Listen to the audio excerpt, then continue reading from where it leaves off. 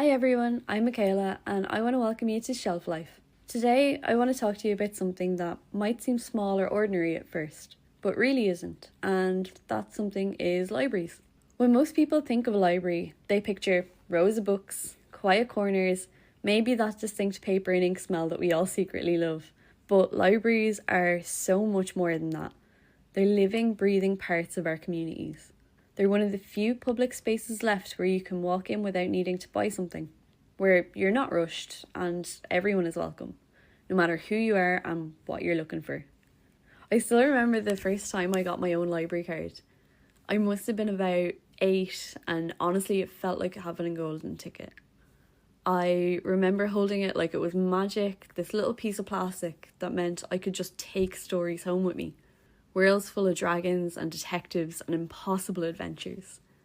Back then, I thought the library was just a place for stories, but the older I've gotten, the more I've realised they're also a place that creates stories about people. Because if you look around any library, you'll see a snapshot of the whole community. There's the student cramming in a corner for exams and the parent reading aloud to their toddler, and that older gentleman who comes in every morning just to read the paper. Sometimes you might see a teenager quietly scrolling through their homework assignments on a library computer.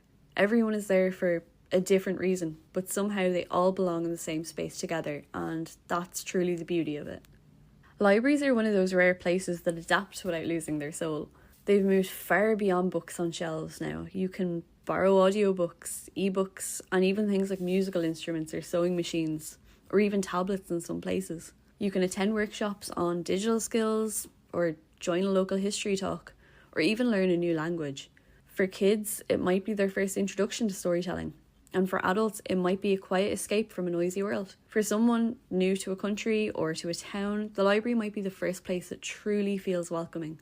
And when you think about it, that's something really powerful, because in a time where everything feels fast and transactional, where so many spaces exist just to make us spend money, libraries are one of the few spaces built to just simply serve. They exist so people can access information, connection, and comfort freely. And that word, free, matters. It's not just about not paying money. It's about freedom of access, the freedom to learn, to explore, to imagine, or to just sit quietly without needing to justify your presence. Libraries protect that freedom.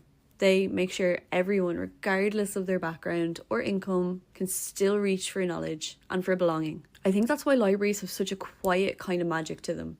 They're not loud about what they do, but they change lives every single day. A librarian helping someone write a CV might never see where that person ends up. And a child who discovers reading through a story time might grow up to write their own books. And maybe that's what makes libraries so special. They plant seeds. Seeds of curiosity, confidence and connection that grow long after people walk out the door. They remind us that community doesn't have to be complicated. Sometimes it's just about having a space where people can come together and feel seen. So if it's been a while since you've stepped inside your local library, consider this your invitation. Go in, wander about a bit, check out the notice board. You might find a workshop or a club or an event you didn't even know existed. Talk to the librarians, they always seem to know exactly what you didn't realise you were looking for. And maybe take home a book that catches your eye, something totally outside of your usual comfort zone. Because libraries don't just hold stories, they create them. Every single person who walks through those doors becomes part of that bigger story of community and connection. Thank you so much for listening to me the last few minutes, and until next time, take care and happy reading.